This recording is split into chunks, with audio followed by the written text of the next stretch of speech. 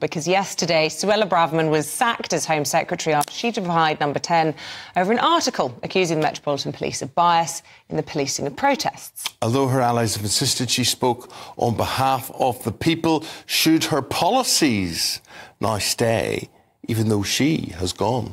Well, political commentator and former MEP Patrick O'Flynn and former Special Advisor to Michael Gove, Charlie Rowley, are here to fight it out this morning. Let's start with you, Patrick O'Flynn. Are you in mourning?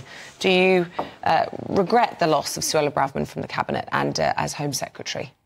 I certainly do. I think she spoke for at least half the country with her point about two-tier policing.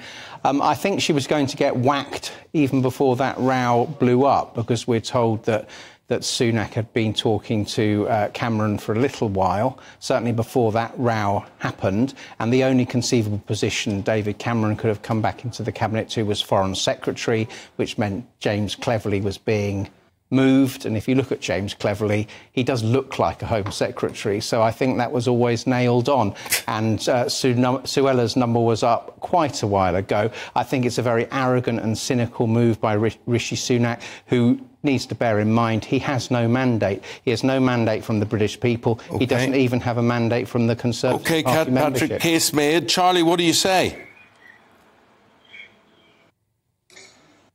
Well, in answer to your question, Eamon, I think some of the policies will remain. If we're looking at Rwanda, the Rwanda policy, we're getting that announcement by the Supreme Court tomorrow.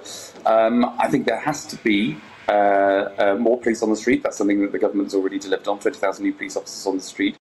So Mark Rowley has already said he wants to give them more powers, to give them more confidence in making arrests that they believe they need to make, rather than getting bogged down in any other kind of woke kind of discussion. But it's just a plain and simple fact that the rhetoric that Suella Braverman was putting forward, the language she was using, was clearly turning off the electorate. It was making the Conservative Party in some quarters seem as though it was the nasty party again. That's not a position that any party wants to be in the run-up to a general election. And I think it's the kind of language that she used, I think pushing the limits of her PR machine against the Prime Minister, upstaging him at times, obviously appealing to maybe the party base rather than the country, I think was the reason why ultimately she had to go.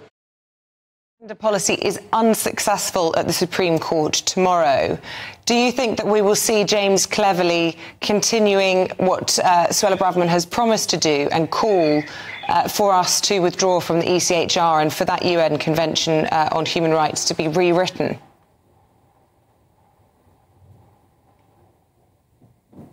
Well, I think we'll just have to wait and see what the result is. James Cleverly had an interview, I think, yesterday outside the Home Office where he refused to commit to withdrawing from the EHCR. But I think, as the Prime Minister has previously said, all options should remain on the table. And if it's not necessarily leaving the EHCR, you can attempt to reform it in some way, because it might not be up to as modern for the day in which we need it to operate today. And I think there could be movement there because, as you see, places like Germany are already looking at our Rwanda attempts and are trying to put in something similar themselves. So I think that policy will remain. I think that'll be something, even if it's voted down in the courts, that the Prime Minister will still want to continue, and James Cleverly will pick up that mantle and continue the message to try and stop the post, because that is a number one issue still for many people in this country. Yeah, one of his big pledges. Patrick, if Charlie is right that these policies do remain, but Suella Braverman is gone, is it just her rhetoric then that you are grieving? No, I think there's a policy crunch coming up. If the court judgment tomorrow goes against the government, then clearly Suella Braverman, I think she'd have come out and say that she aimed to persuade cabinet colleagues at the next meeting that Britain had to leave the European Convention and its supervisory court. And if she hadn't been able to persuade them, notably the Prime Minister, she would have resigned on a point of principle and, gone around the country making her case for that. So Robert Jenrick, the immigration minister, interestingly, is writing an interview piece this morning suggesting the government has got a really crafty plan B up its sleeve. Well, I'd like to see what that is, because James Cleverly is now the third Home Secretary in a row who is pledging to stop the boats, and this has been going on for the best part of 5 years now. Suella Braverman, as a lawyer, her position was this can't really be done within the current framework of international law, and we have to step back from some of our obligations. On balance, I think she's right. I get all that, Patrick, but what's her case for homeless people choosing to sleep out in the streets as a lifestyle choice?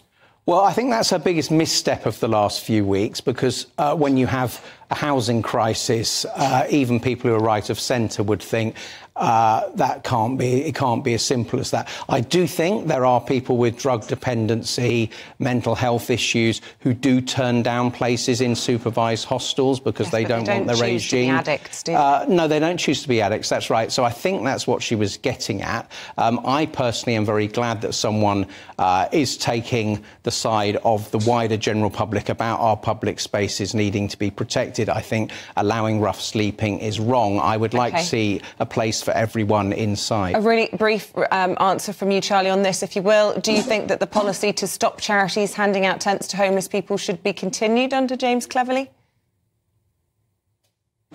No. Charities should be able to help those that are most in need. That's what they're there to do. They do a brilliant job, and anything that they can do to help people that are in the most desperate need should be able to continue to do that. Charlie Riley, Patrick O'Flynn, thank you both very much indeed.